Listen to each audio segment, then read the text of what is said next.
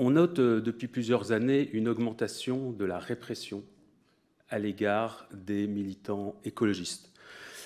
Garde à vue, on en a parlé, amende, information judiciaire. Alors à Sainte-Soline, par exemple, il y a un monsieur qui s'appelle Louis Schneider qui était condamné à 1 an de prison ferme parce qu'il avait pris la veste d'un policier et puis il avait tagué une voiture de police. Alors dans certains pays, vous savez que c'est très dangereux d'être militant écologiste. Hein.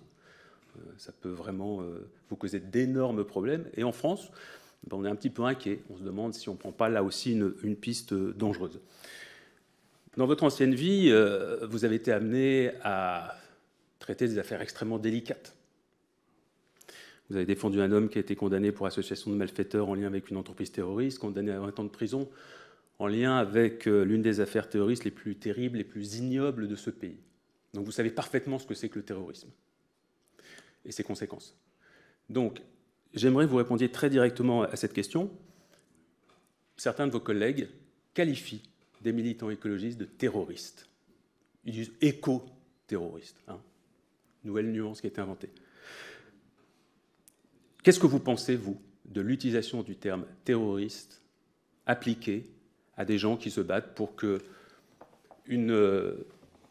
par exemple une bassine ou en tout cas une installation qui nuirait à notre planète, eh bien pour que cette installation soit démantelée, par exemple?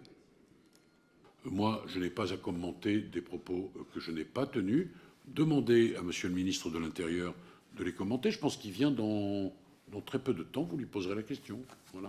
Vous ne souhaitez pas répondre à la question? Je n'ai pas à répondre à cette question. Est-ce que je vous pose des questions sur les propos tenus par Monsieur Mélenchon, par exemple? Qu'est-ce que vous dites, par exemple, mais attendez, monsieur Caron, si on joue à cela, voyez-vous, c'est toujours très facile. Non, mais attendez. Moi, je n'inverse rien. Ben voilà, c'est reparti. Mais non, mais on est dans une commission d'enquête où c'est vous qui êtes interrogé. Pardon, Oui. de le rappeler. C'était pas moi en tant que député qui suis Oui. aujourd'hui soumis à la question. Oui. Bah, soumis à la question, je ne suis pas prévenu non plus. Hein. Monsieur Caron, calmez-vous. Hein. On peut faire un peu d'ironie. Non, mais non, enfin, l'humour. Bon. Ah, tout à coup, il ne vous plaît plus l'humour. Vous en faites parfois dans l'hémicycle. Oui. Et vous le revendiquez ensuite. D'accord. Décidément, je vois que vous scrutez mes moindres faits et gestes. Voilà. Il y a des moments où on a envie. On observe un ministre de la Justice, on l'observe. Très bien. Et on le scrute et on le lasérise d'une certaine façon. Vous avez raison, il m'arrive de faire de l'humour, mais là, j'ai pas envie, vous voyez. Je vais vous dire, puis j'ai le droit de pas avoir envie de faire de l'humour. C'est mon droit, c'est ma liberté, voilà, je la revendique, monsieur le député. Je vais vous dire quelque chose. Non, mais écoutez-moi bien.